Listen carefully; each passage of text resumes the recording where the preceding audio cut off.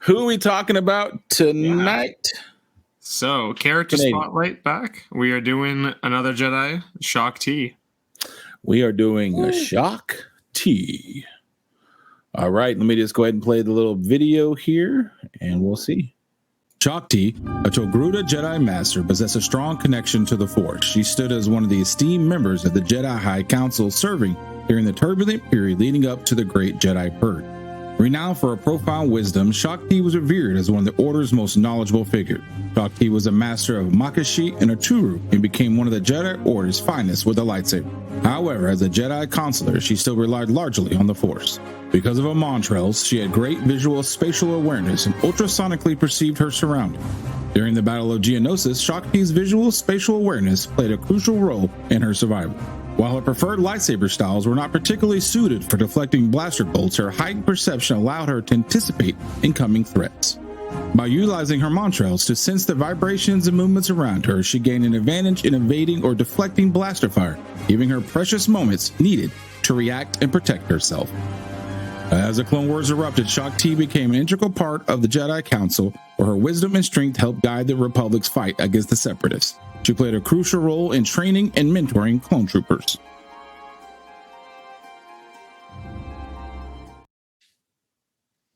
That was weird. Yeah. Okay. So that's kind of a little overview of Shaak TI. She was picked by the Jedi Council to go to Camino and oversee the training. And she immediately butt heads. She's always been kind of like this, where I think it's because she does so much training, mentoring, that she didn't look at them as just number 7, 4, 4, 3, 2, 1. She wanted to, look at them as individuals. Yeah, personalize them. And then another thing, she kind of butted heads about what some of the other ones. I'm gonna look at you, Purple Lightsaber Man. Probably is when the other Jedis were starting towards the end, starting to kind of falter. She was like, no, we should deal with them with compassion and not, cut all their heads off. So she'd always kind of looked at it from that point of view. Yeah, I think she's an amazing character. I think she's awesome. Horribly underused, obviously underutilized. Yeah. Other than the cartoon, of course. But at the same time, for all that wisdom and all that amazingness, she was also horribly blinded by the power of the dark side and had no idea what was going on around her. And including later on, we'll get into the fact that she died 5 times, and not one of them did she ever defend herself properly. Yeah, that's gonna be the most infamous part about this. And figuring out which one is the current canon one, because I'm really curious what's going on with that. Yeah, we'll get into that. But I do think, her aspect with the clones is probably the most interesting, because she has her best storylines in the 2008 Clone Wars come from that, with the invasion of Camino, and then with Fives, the Arc of Fives, figuring out the chips and all that. Yeah. And I remember she was the one that brought it in front of Chancellor Palpatine and was like demanding that it get stung, and he was kind of like, yeah, we'll look into it. Of course. That was I forgot. She tried bringing it up to like, hey, can we get these scan and check? He's like, oh, in due time. Yeah, of course it will. We'll get right on that.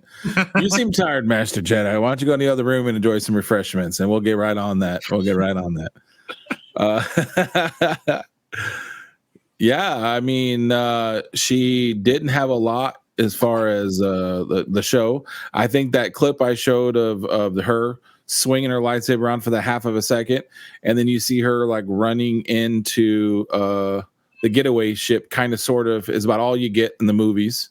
Yep. And then she had a little bit more in the Clone Wars, but it was kind of packed in there, it seemed like, right? Like it wasn't, she wasn't a mainstay through the entire series. It was just that one story arc that she was training and butting heads with the Caminos.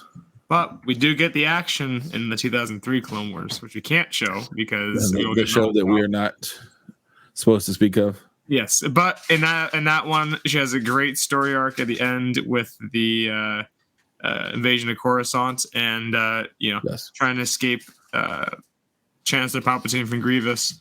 Yeah, stand out in that series.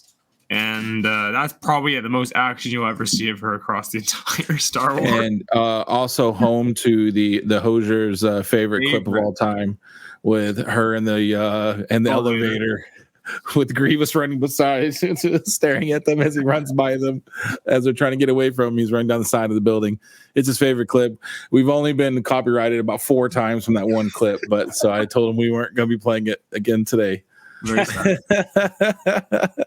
Makes me sad. Why don't even do the show if we can't have that clip? It's actually a very long for that series. You know, they were like commercial break cartoons basically. Yeah.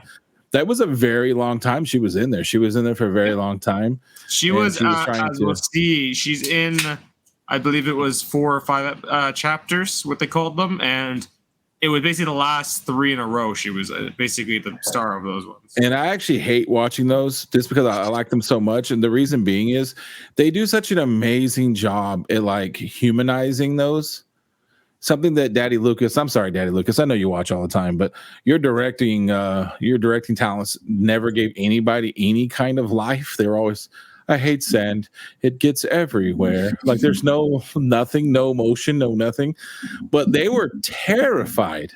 They used some heavy hitters of Grievous. He had him like locked in that cave, not cave. It was like a ship or something. But doorway room. Yeah, he had him like locked in there, and they were terrified to go out and fight him. And those are, like I said, those are heavy hitters in there. And you watch them totally scared of Grievous as Jedis, and then he's a bumbling idiot for like every other show and every other thing he's in, except for that.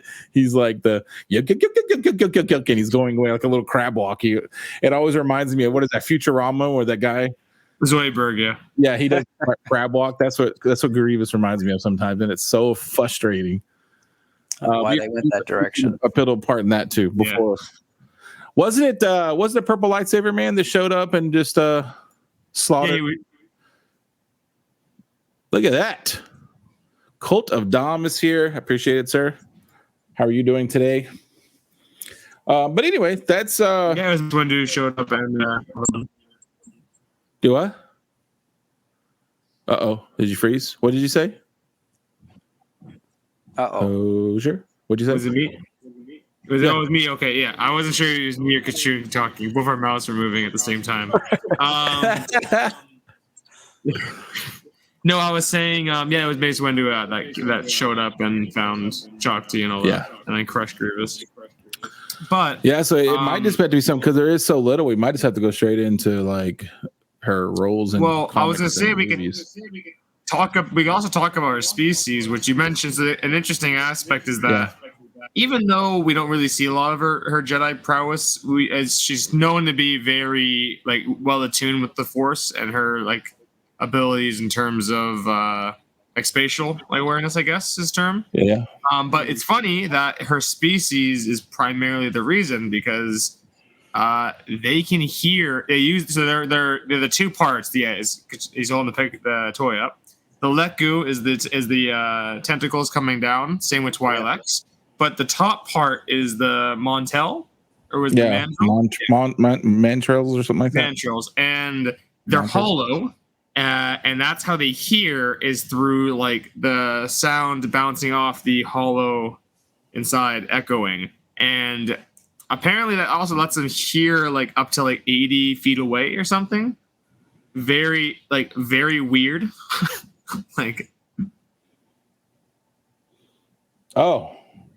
Hello, you come here for the Star Wars, have you, Jason? I know that's one of your favorite things of all time. Thank you for the resub. I don't think any of it works when I do StreamYard. We're going to have to do something about that, but yeah.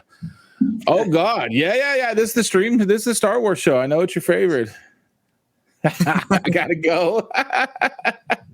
But thanks for the resub. 21 months of Star Wars goodness. I wish I could just put it up here or something. Yeah, so like basically, Probably if you just kind of have a passing knowledge, you probably think she's like a Twi'lek or something, but she's totally different. And those are like her radar. Now, here's the thing. You might be thinking, well, that's interesting. How can she ever be snuck up on, or how can she ever be defeated in battle if she has the ability to from behind without noticing anyone's there? Should we talk about the controversy of the multiple deaths? Yeah, I say we get into that. So infamously, she's died numerous times, and all the times kind of contradict each other. The farther they go on, not kind of 100% contradict each other. Yeah. Well, okay, so all right, it all starts because there's three famous ones I know of. Obviously, I think you know the other two because I don't remember what the other two were. But I got it. So there's episode 3. There were 2 deleted scenes. There was one where on the ship, when Anakin and Obi were running down the hallway chasing Grievous, they encountered Grievous, who has Shaak TI captured, and they stab her from behind. He stabs her from behind, killing her in the hallway of the ship. Really random. And then he has a really creepy moment. I'm going to show the clip, but when he does, watch his hand because there's a really creepy moment where he like drags his hand, like almost like he's like playing with her hair, but he goes all the way up her. And I can only assume like you're not supposed to touch those. I can only assume that's a hands off mister kind of thing. You know what I mean? Like I don't think you're supposed to grasp those, but he's what are you gonna do? He's Grievous. So there's that one when you see that one, and then the other ones are following that. They ended up having another deleted scene in the same movie where when Anakin is at doing the night the correspondence, the temple. What's the name of it again? The night of what? The night of I don't know. I don't know. The name's escape is the night of something. But basically, yeah, when Anakin's at the temple committing Order 66, Thousand years.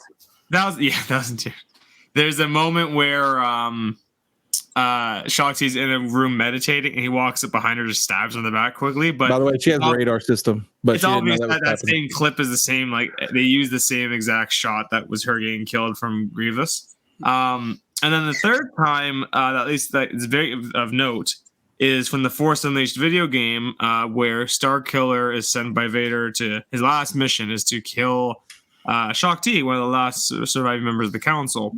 And he goes to Lucia and fights her there, ultimately pushing her into the Sarlacc pit and killing her there. So though, and as it goes, a little more weird each time. You forgot the real one, the one that is the real one. Now there's that is the Lego death. You forget about the Lego death. He cuts her head off in the Lego video game. Oh yeah, movie or something. I forgot which one it is. Yeah, he cuts her head off. Yeah. I think he goes a little overboard. Yeah.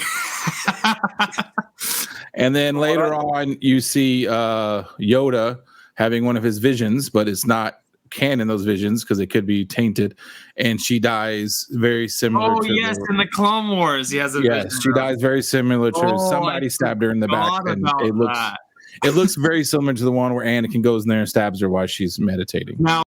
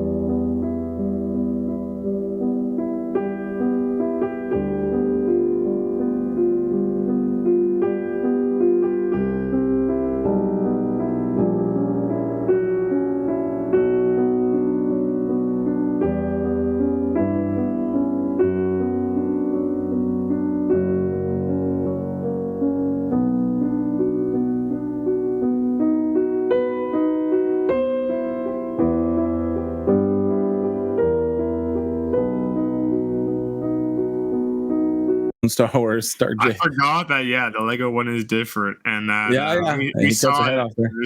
Everybody knows the Lego one is probably the one that we use the most canon on. That one's the most legitimate one. Her waving and then do it. So what I was going to talk about, it kind of led into that Grievous one, was she was a consular, so she focused the first part of her career on getting her force powers good. They said that she was really good, obviously because of her ability, because she also, you know, her force kind of enhanced some of her natural abilities. But in a group fight, she was awesome in a group fight because she could kind of sense what was coming, and you know, it was almost like battle meditation from the Knights of the Republic kind of thing almost. Yeah. And but then she happened, and I'm sorry, I could not figure out, or if they've ever said why she made this change. If they do, I apologize. And Jason said he could take her. You definitely could. But she decided to start focusing more on lightsabers. And really quick, she became the master of 2. And she basically had a really, really good understanding of all the forms, which is why she became such a great trainer and became very skilled. Now, something that we have been always laughing about when we do these spotlights is that's about the 7th Jedi we've probably done. And all 7 have been the best lightsaber duelists in their era, it seems like. And all 7 of them had about a 1-second death with a lightsaber. So it's a little bit funny how they were all the best of their era, and yet none of them made it past like a second. You can at least make the excuse, oh, she was snuck up on, that's what she didn't get a chance to fight. But then you remember, like you said, she should sense 80 feet away. Yeah, she should have sensed. Or at the very least, if she didn't take, you know, Anakin as a threat, 80 feet away was all the clones blasting the hell out of people in the other room. She's just like, I don't hear none. Like, I left that part in, even though it was obviously unfinished. It was obviously pretty rough. I left the part in because I wanted to show, even if you believe that Anakin was just interrupting her and she was kind of annoyed, because I think you can actually hear her say, how can I? And then he stabs her or whatever, like she's going to say something to him. But she knew, supposedly, she knew that there were Jedi dying, including younglings dying all around her. And she was like, I need 10 more minutes of me time here. I'm in the middle of my stuff. Not cross solar system. It's a little bit. But yes, those things on the top of her head. I don't know if you were in here for the first part. The big things on top of her head, those would give her. I got to ask. Sonar powers. It's the same as what Ahsoka has, right? Yes, Ahsoka and her are the same species. But so does she have the same ability? Should actually. The thing is, at least because she has no hear. Like, obviously, her hearing is the hollowness of it. But the interesting aspect is her. We mentioned this. Their species, it grows longer as they age. It just keeps growing. It doesn't stop until they die. So the funny thing is, with her, Shaak Ti is full-grown adults. You see how tall it gets. And with Ahsoka in Rebels, you see her at like the longest point, like at the very end. But then with the live action, they reduced it down because, I guess, for action's sake, it makes it easier to move around. I would imagine, yes. But then again, I mean, I don't know why they don't just CGI the extension part, right? Like, you'd think that'd be pretty simple. At the end of Star Wars Rebels, hers are pretty large. Massive, yeah. Even in Rebels itself, they're big, but yeah. Yeah. It was pretty large, because I remember people asking about it because they just assumed that she was some offshoot of the Twi'lek. And Star Wars and several books have made it pretty clear that, in fact, no, they are not the same species. They didn't even come from the same species. They're totally 2 different things who happen to have things growing off top of their head. And if we have not mentioned, I don't think we mentioned, the species is called Togruta. Yeah, I said it Togruta. Yeah, in the thing. Yeah. But yeah, I think that's it for her. We went over her deaths. We went over. She's supposed to be awesome. She's supposed to be an awesome deaths. It does sound funny. The deaths of her. How awkward would this cosplay be, Kitchen, for this headdress? Oh, probably very.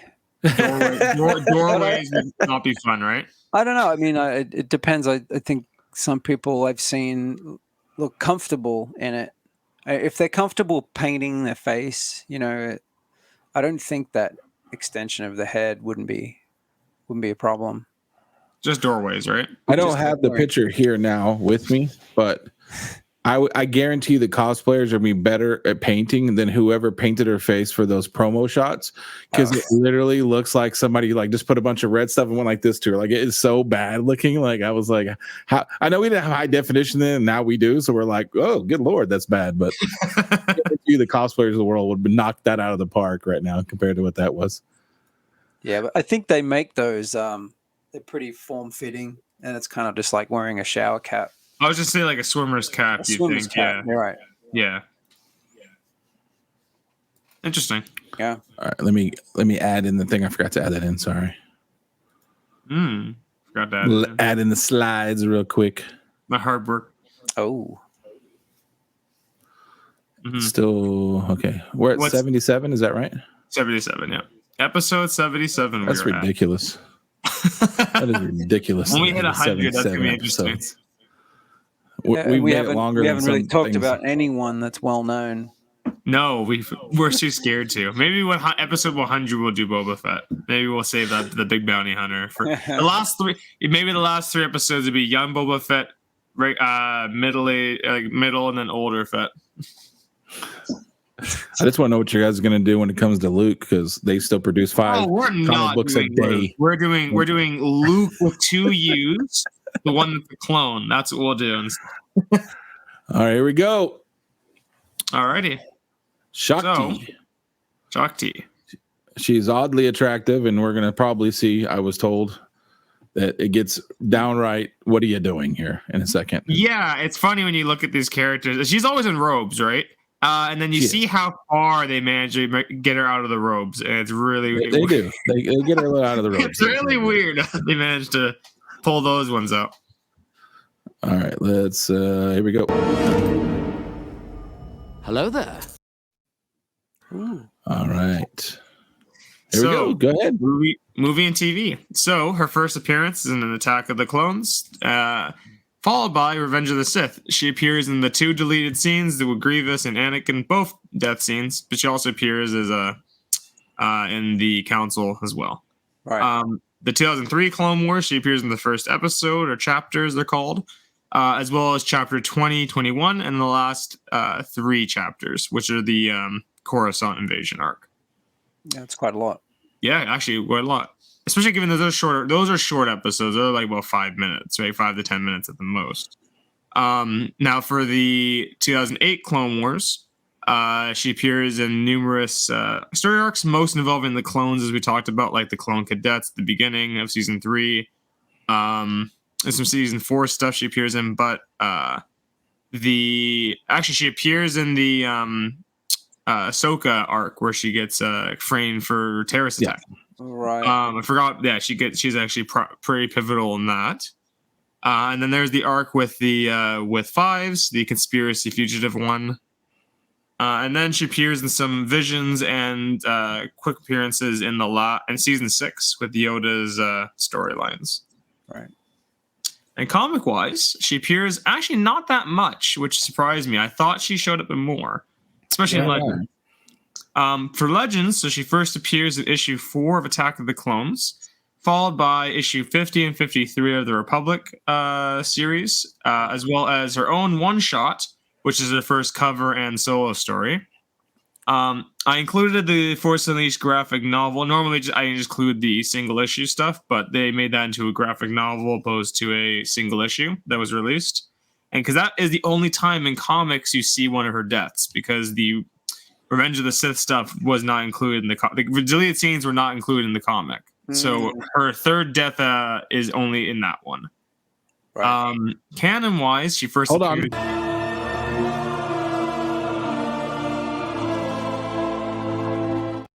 You gotta get people's attention for them $high books. Oh yeah. That book I think is actually a lot of money, if I'm not mistaken. Yes, which makes me cry. So Mace Windu issue 1 is the first canon appearance of Shaak TI, followed by some other random ones. Issue 25 of Vader, as you talked about before, that's the big Vision double page spread we see. Hyperspace Stories 1 and Yoda 7, she both appears in like the Jedi Council, just there. But the biggest thing of weird and mention here, now this is your spec talk you could put up here. This one for sure. Issue 32, Dr. Aphra, comes out next week, and it features her on the variant cover, and it mentions that she will appear in that. Now, apparently, it might be the flashback, which it seems like it might be now with her and Aayla Secura. But it was also kind of solicited weird, as if she was showing up post Order 66. So we'll have to find out next week what the truth is. But apparently, flashback. Nah, don't listen to this fake spec talk on the. I will not have this on my show. This To is which definitely issue not. 33 she does not show up in, or she's not solicited in issue 33, but she is solicited in issue 34. So, yeah. I will not have this. Just in,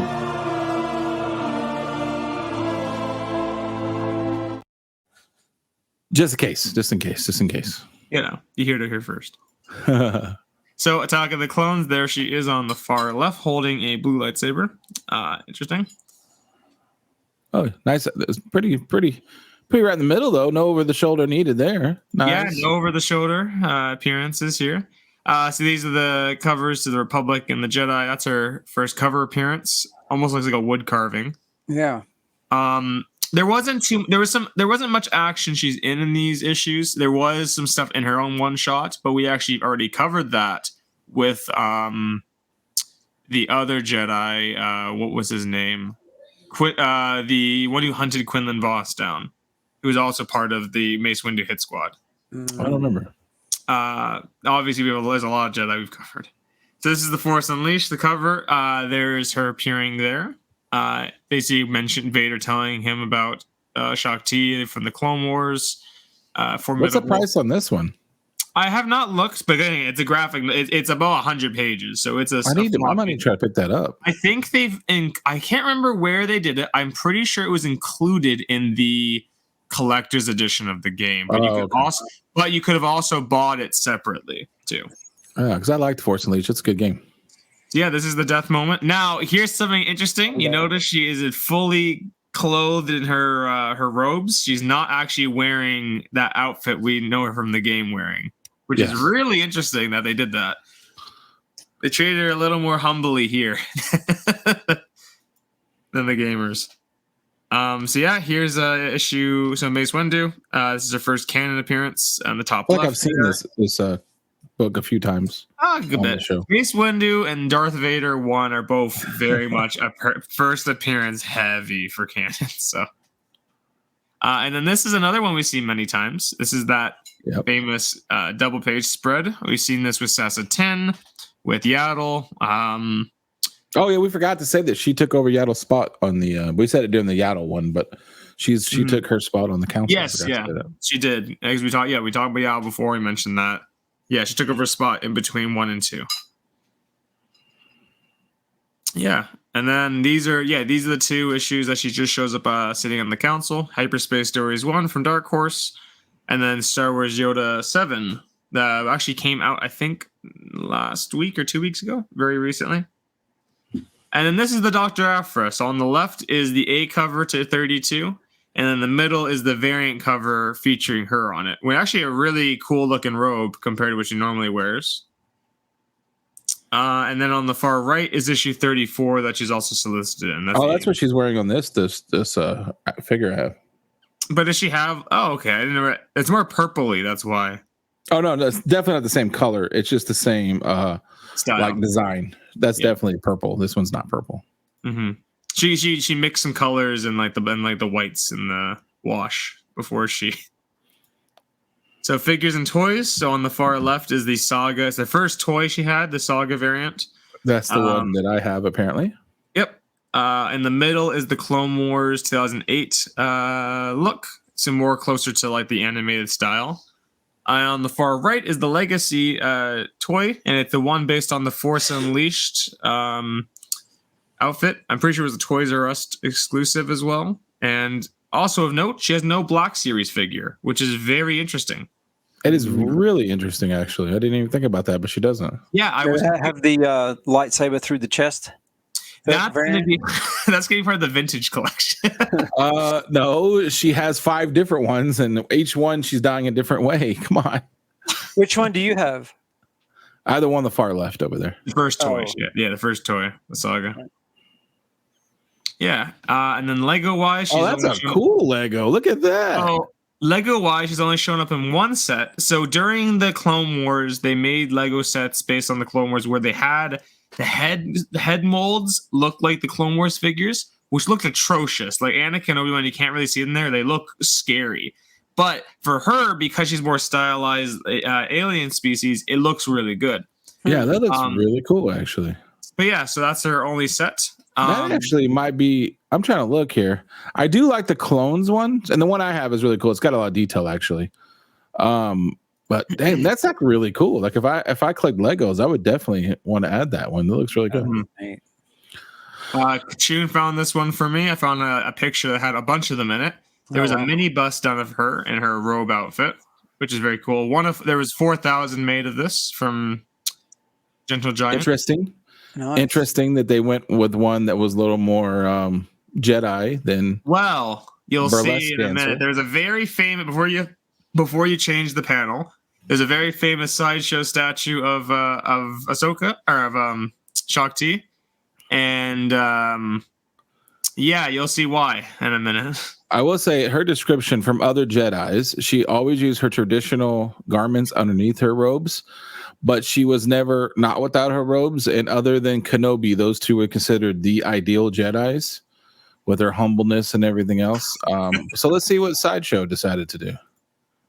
Oh, there you go. That's fine. Yeah, so it's You know what? That's from the game. That's what that is. Yeah, obviously. it's based on The Force Unleashed, where she wore that outfit. Very crazy statue, very cool. Those were the two recent sales I could find on eBay. Those are Canadian prices, but still, yeah, it's a lot of money.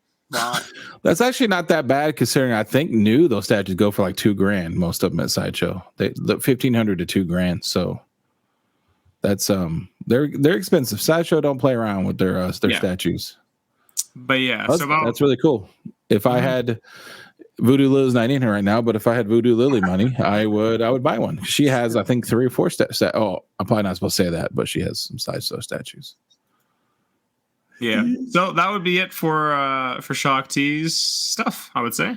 Yep, I think that's it. She's a great character. I think she's awesome. She's obviously a cool female Jedi. We don't get a lot of that, but I was thinking about that the other day because I was kind of like, we actually do get a lot of female Jedis. Oh, we do. Yeah, and then I was thinking, well, maybe they don't get but if you take out Anakin and you take out Kenobi, and then obviously there's a few you take out Yoda, Kenobi, Mace Windu, but even Mace Windu, he was in there a lot, but because he was like the authority figure. But we don't know hardly anything about any of them. They all got like one arc of like 2 episodes, and then we went right back, and then you hear the little guy's voice. Oh, our heroes, Anakin, and they go right back to Anakin and then again. So, like, we don't get a lot from any of them. And Daddy Lucas didn't put nobody in front of that camera unless you were Kenobi or Anakin. Nobody got airtime. You got Yoda and those two. That's it. Oh, well, of course, when you have Count Dooku, of course, that gentleman. Oh, he needs the screen time. Yeah, he gets all the screens when he was on there. But other than that, that's it. All right, so that's her. I think she's awesome.